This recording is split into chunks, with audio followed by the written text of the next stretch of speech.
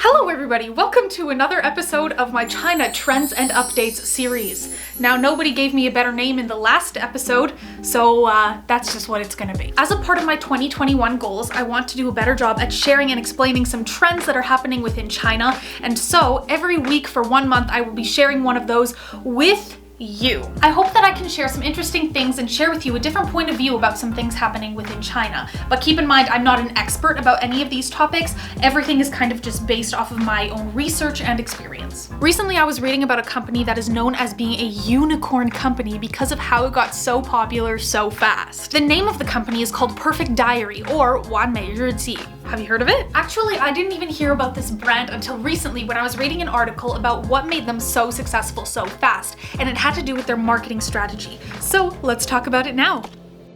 So I went on the website to better understand what they offer and why they are so successful, and this is what I found. So for products, they have really unique looking products, a lot of lines, and bundles for very affordable prices. For example, the National Geography palette was inspired by different areas of China. The Discover Color palette was inspired by the eyes of animals. And a fun fact is that their cat and dog eyeshadows sold out within 4 seconds on Tmall. So let's see what's said about them. It says here within 3 years, they became the top beauty brand in China. They are in the top 3 of most popular brands for Gen Zs, and they're the first ever Chinese brand to win the championship in the beauty category on Double 11, which is the biggest shopping event of the entire year in the world. Okay, so now we know more about who they are, so let's find out how they became the top. Okay, let's go. Come on, Jen. Whoa, okay, so let's first talk about the Chinese consumer. To give you guys some background knowledge, there's a few ways of advertising to a Chinese consumer, and that involves social media like Xiaohongshu, Douyin, Weibo, whatever. But there's also physical ways of advertising, which actually just include celebrities, influencers, that kind of thing. Another thing to note is that Chinese consumers really like having a personalized experience, whether that's through them doing research or through the actual shopping experience. Having trust is key. Now, how did Perfect Diary use all of this for their marketing strategy? So Perfect Diary actually used most of their efforts on WeChat. Now, what I'm going to tell you happened to work for Perfect Diary, but it is actually extremely rare for brands to gain that much hype on WeChat. Remember, Perfect Diary is a unicorn. Just yesterday, I was reading an article about marketing on WeChat. WeChat is not the place you go to get new followers. WeChat is the place that you go to build a relationship with your consumers. What I mean is that people will hear about your brand externally, whether that's from other social media, whether that's from an event that happens inside of some city.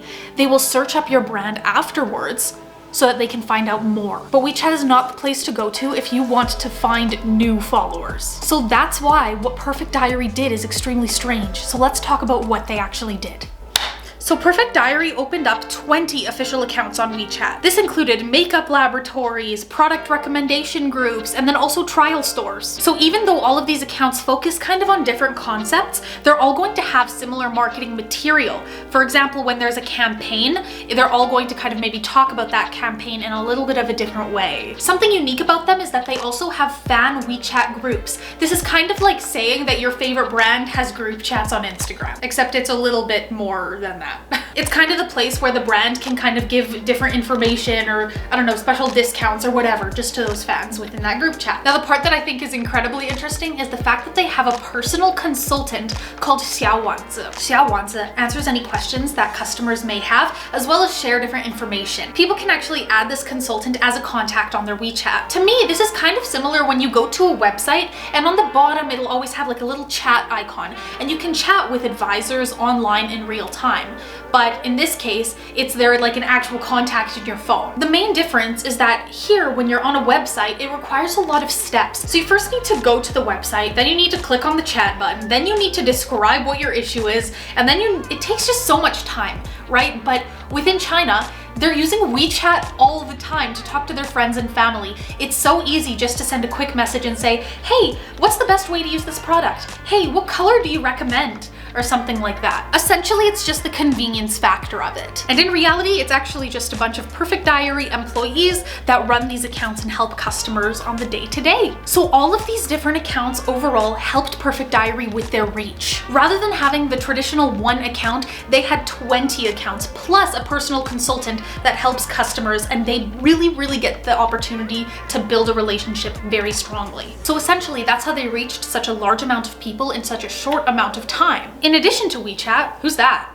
It's me. What the heck, you're just floating around?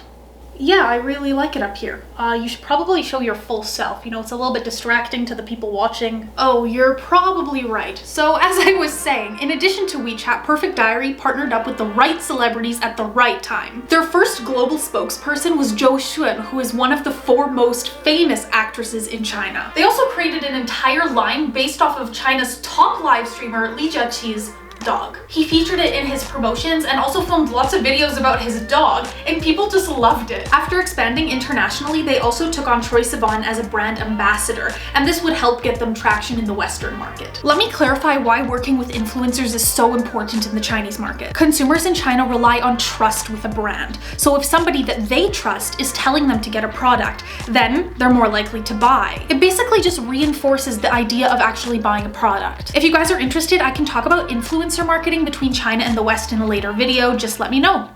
So overall, what makes Perfect Diary so successful? Mainly it's because of their understanding on how to appeal to the Chinese consumer through their marketing strategies. Whether that's by connecting with their buyers, running successful campaigns like the animal abuse one, or working with influencers and celebrities. And these things all made them surpass international brands in so many ways. Now, of course, I'm not in China and I haven't seen all of their exact marketing campaigns and practices. I can mostly just talk about the research that I've done and analyze it based off of my own experience, education, and research. So if there is something that I've missed or something that I'm not aware of, please let me know in the comments. Otherwise, I'd love to know, what do you love about Perfect Diary? I haven't ordered from them yet, but if I do, what products should I buy? Just let me know in the comments. Also, is there anything in particular that you would love to know about trends, business strategies, updates on China that I should make a video about? Also let me know in the comments. Other than that, I hope you guys learned something. If you did like the video, make sure to like the video and subscribe to my channel if you want to keep updated with all things China. Make sure to hit that bell icon so that you never miss a video that I post. And other than that, hope you guys have a great day. I'll see you guys next time. Bye.